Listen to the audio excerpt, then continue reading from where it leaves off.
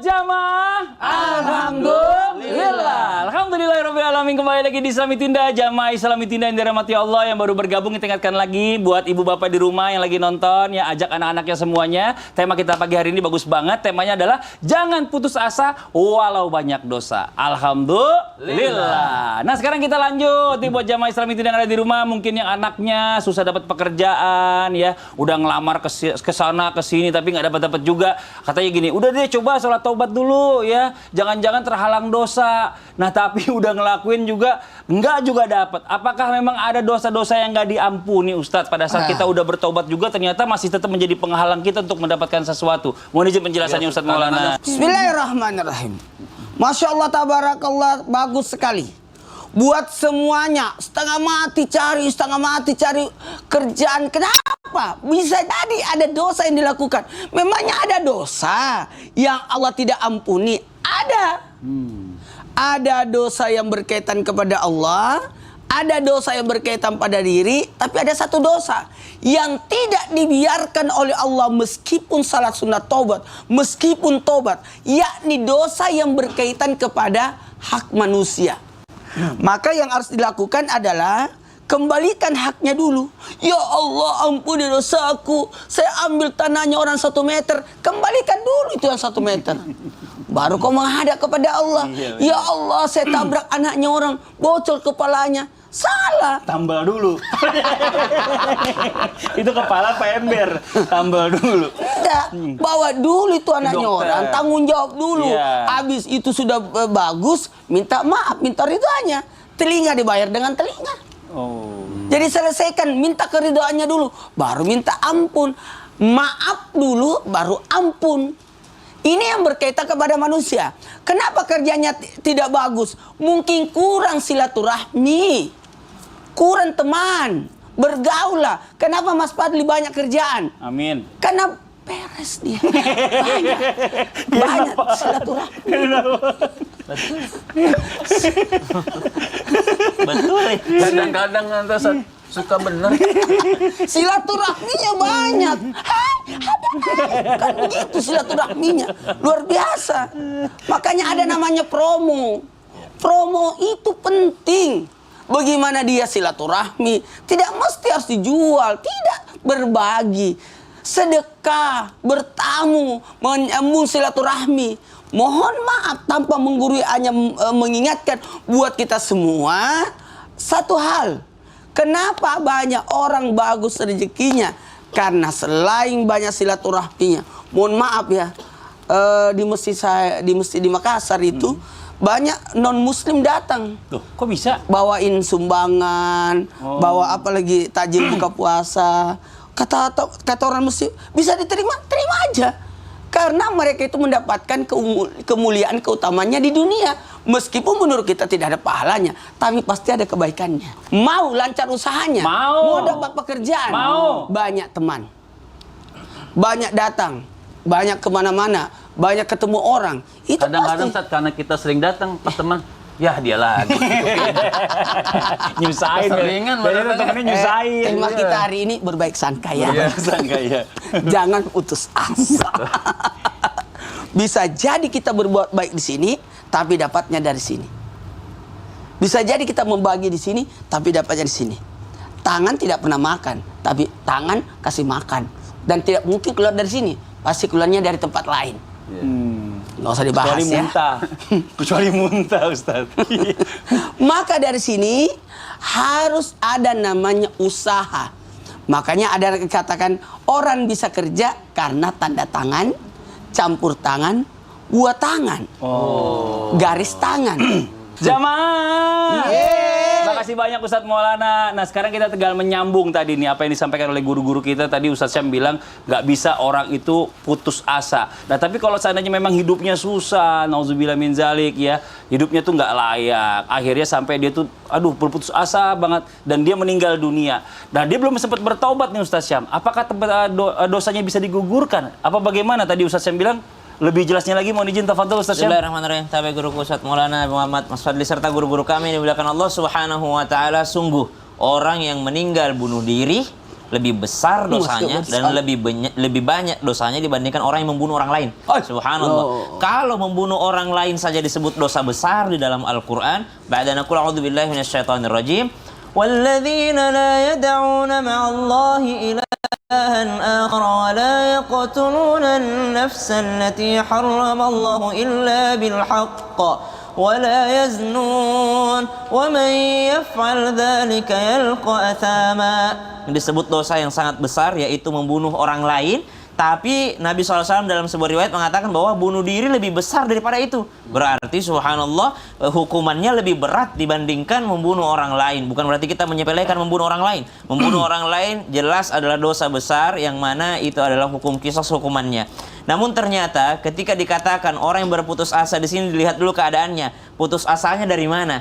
Kalau putus asa dalam hal mungkin putus asa dalam hal duniawi, misalnya dia berikhtiar ke sana kemari mencari pekerjaan, toh nggak dapat juga. Misalnya dia berikhtiar mencari nafkah, ingin memberi nafkah kepada keluarganya, lalu dia meninggal dalam keadaan memberi nafkah, atau dalam hal mencari nafkah dia beristirahat dalam hal mencari nafkah, istirahat dia karena udah capek, subhanallah. Bukan putus asa, tapi capek mencari nafkah, berarti dia justru meninggal dalam keadaan syahid. Kenapa? Karena dalam hal bekerja untuk keluarga, bekerja mencari nafkah yang halal. Bukan putus asa dalam pekerjaannya, dia bekerja tapi memang nggak dapat, subhanallah. Lalu kalau misalnya dia adalah orang yang mungkin putus asa dalam hal duniawi, tapi dia tidak putus asa dalam hal rahmat Allah. Jadi misalnya di dunia dia dikucilkan sama orang, tapi ternyata kepada Allah dia tidak putus asa. Di rumah dia bertaubat, di rumah dia tetap melaksanakan sholat. Berarti dalam pandangan manusia dia putus asa, tapi justru dalam pandangan Allah dia bertaubat di rumahnya, maka tidak terhitung orang yang putus asa juga. Lalu bagaimana dengan orang yang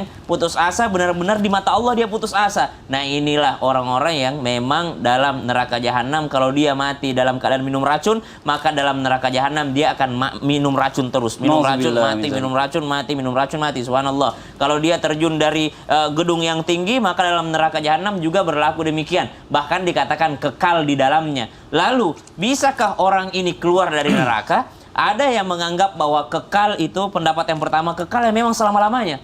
Karena memang dia keluar daripada tauhidnya, keluar daripada keimanannya. Ada yang mengatakan kekalnya di sini bukan abada, tapi ibtida. Dia di dalam neraka ini lama di dalam neraka. Jadi bahasanya kekal di neraka jahanam bukan berarti selama-lamanya di dalam neraka jahanam, tapi sangat lama hukumannya bagi orang yang berputus asa dari rahmat Allah Subhanahu wa taala. Dibandingkan dengan dosa yang lainnya, dia akan mendapatkan hukuman yang sangat lama di neraka jahanamnya Allah Subhanahu wa taala. Atau yang ketiga, disebutkan kekal di dalamnya, yakni sudah jelas mendapatkan azabnya dari Allah Subhanahu wa taala untuk durasinya. Wallahu taala alam, Allah yang lebih mengetahui daripada durasi lamanya di dalam nerakanya Allah Subhanahu wa taala. Yang jelas digarisbawahi, tidak ada kebaikan bagi orang yang berputus asa. Karena ketika seseorang berputus asa, kemana dia hendak pergi?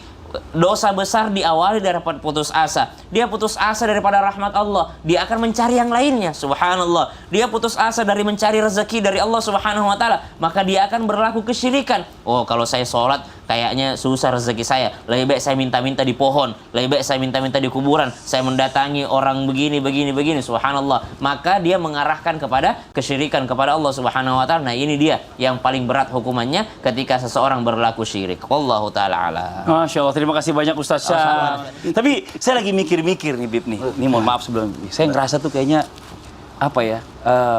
Saya tuh merasa banyak banget sebenarnya dosa saya. Alhamdulillah. Kelihatan Dari udah dosa sadar kecil, ya, dosa besar.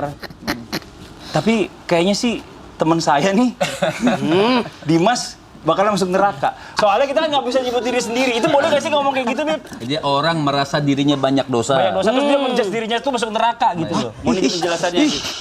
Silakan, Bib. Bismillahirrahmanirrahim. Tadi sudah disampaikan sama guru-guru kita, jangan pernah bersangka buruk kepada Allah. Ana inda dhanni abdi bi.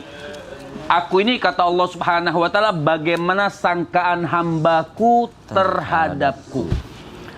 Jadi memang kalau orang merasa dirinya banyak dosa, itu bagus. Oh, bagus. Bagus Dari dong. saya ya. Orang merasa dirinya banyak dosa, bagus. Karena memang kelihatan orang bukan. Nggak enak ujungnya. Kalau orang merasa dirinya baik, itu nggak bagus. nggak bagus. Oh, saya ini orang paling baik. Sebab kata Sayyidina Umar Ibnul Khattab, man kala ana khair fahuwa fajir. Siapa orang yang bilang saya ini orang baik, saya ini orang baik, ternyata dia bukan orang baik. Kebalikan daripada akuan dirinya. Makanya ada hadis Rasul sallallahu alaihi wasallam, laisa fauqahuma minal khair husnudzan billah wa husnudzan liibadillah. Apa kata Nabi sallallahu alaihi wasallam? Orang itu nggak ada dalam diri manusia itu kalau pengen bagus dia harus amalkan dua sifat ini. Catat. Catat, satu. Satu. Yang pertama kata Rasul, husnudzan billah. Bersangka baik kepada Allah. Kita banyak dosa memang. Kita banyak dosa.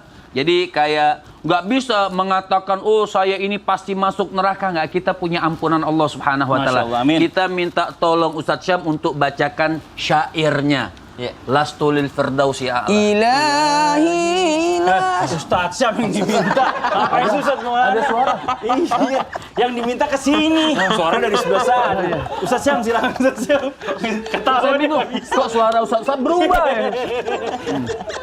Ilahi lastulil firdausi ahla. Cukup. Lanjutin Ustadz Maulana, kasihan dari tadi dia udah nyoba. Wala aqwa ala naril jahim. Ini dalam riwayat.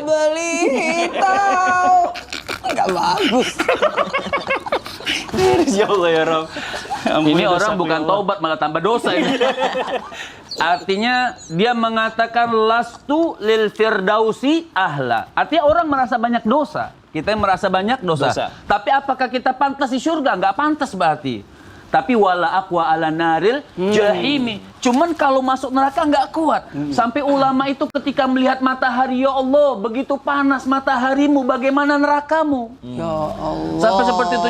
Tapi jangan pernah kita juga mengejas diri kita ahlun nar, tidak. Allah itu namanya orang yang putus asa. Namanya itu orang yang bersangka buruk kepada Allah Subhanahu wa taala. Kan sudah dikatakan, ayo mendekatkan diri kepada Allah Subhanahu wa taala, makanya berdoa. Berdoa itu harus yakin. Bertaubat itu harus yakin. Ud'ullaha wa antum muqinun bil ijabah. Berdoalah kepada Allah, bertaubatlah kepada Allah, dekatlah diri kepada Allah Subhanahu wa taala wa antum muqinun bil ijabah. Dan kau harus yakin dosa-dosamu itu diampunkan oleh Allah Subhanahu wa taala. Kau harus yakin bahwa doamu itu diijabah atau tidak itu kembalikan lagi. Tapi kita sebagai hamba harus yakin kepada Allah. Kita lanjut ya. Buat jamaah Islam itu yang ada di rumah, waktunya kita menjawab pertanyaan masuk yang dikirimkan oleh jamaah yang ada di rumah. Kalau gitu langsung aja kita masuk ke segmen Tanya Dong Ustadz. Kami semua tanya dong Ustadz. Kenapa, Bib? Masa gara-gara kumis masuk neraka? Nah, makanya ada aja. Saya nggak pakai jenggot. Bilang masuk neraka lagi ntar. Nauzubillah min zalik. Yuk, masa jenggot jadi ukuran. Yuk kita lanjut ya. Ini ada pertanyaannya dari Instagram. Allah. Assalamualaikum Ustaz. Waalaikumsalam warahmatullahi wabarakatuh. Aku baru aja ditinggal anakku untuk selamanya. Innalillahi wa inna ilaihi rajiun. 2 tahun yang lalu, aku juga sudah ditinggal suamiku karena kecelakaan mobil dan sekarang anakku. Aku merasa udah hancur Ustadz. Aku merasa putus asa dan gak ada semangat lagi untuk meneruskan hidup ini. Kenapa Allah mengambil orang-orang yang aku sayang? Apakah Allah tidak suka melihat aku bahagia sampai akhirnya merebut kembali suami dan anakku? Boleh nggak sih aku menyalahkan Allah dalam keadaan seperti ini, Ustadz? Nah ini mau izin penjelasannya Ustadz Syam. Boleh nggak orang kecewa sampai menyalahkan Allah? Silakan Ustadz Syam. Bismillahirrahmanirrahim. Tabi'ul Ustadz Maulana Habib Muhammad, Mas Fadli serta penanya yang Allah sesungguhnya sayang kepada penanya ini. Subhanallah. Karena ketika Allah Subhanahu wa taala menguji hambanya, tidaklah Allah mengujinya kecuali Allah mengangkat derajatnya. Amin. Jadi motivasi pertama buat ibu yang bertanya, sungguh Allah sedang mengangkat derajat ibu sembari menghapuskan seluruh dosa-dosa ibu. Amin, ya Yakinlah akan hal tersebut. Allah mengangkat derajat serta Allah mengampuni dosa-dosanya. Kemudian yang kedua, kalau dikatakan bolehkah saya menyalahkan Allah? Sungguh tidak boleh kita menyalahkan Allah. Tapi bertanya kenapa boleh. Ya, silahkan bertanya kenapa, tapi jangan sampai menyalahkan Allah Subhanahu wa taala. Ada yang mungkin mengatakan, kenapa nasibku seperti ini? Setelah bertanya kenapa, cari solusinya.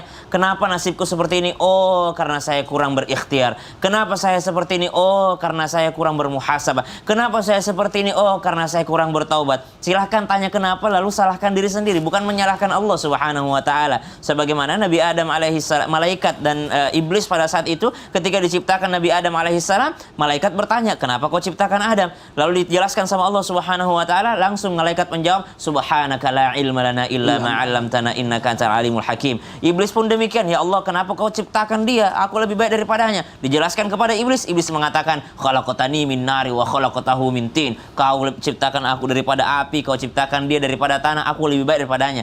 Maka yang dilaknat oleh Allah Subhanahu wa taala adalah iblis. Kenapa? Tidak menerima ketentuan Allah Subhanahu wa taala. Maka manusia bertanya kenapa, wajar, tapi menyalahkan Allah Subhanahu wa taala itu yang mendatangkan murkanya Allah Subhanahu wa taala. Maka jangan sampai menyalahkan takdir Allah Subhanahu wa taala. Yang ketiga, seandainya dikatakan bahwasanya orang tidak bahagia ketika diambil semua orang yang disayanginya, lalu kemana ibu waktu ibu belum nikah? Ibu belum nikah, ibu bisa hidup. Ibu waktu SD belum punya suami, belum punya anak, ibu hidup. Subhanallah. Waktu ibu SMP, ibu belum punya suami, belum punya anak, ibu masih bisa hidup.